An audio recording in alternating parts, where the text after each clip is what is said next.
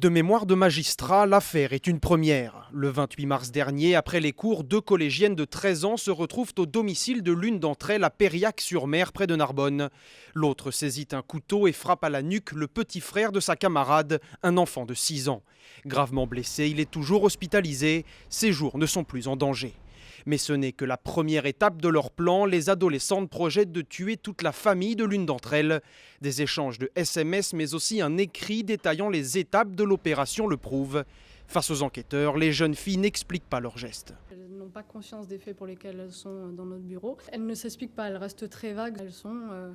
Elles sont voilà, en 6e et en 5e et elles sont exactement à leur niveau, quoi. Elles ne sont pas plus, elles ne sont pas moins. Amies depuis 1 an, les 2 jeunes filles se sont rencontrées au collège Jules Ferry de Narbonne, où leur comportement a alerté la direction de l'établissement.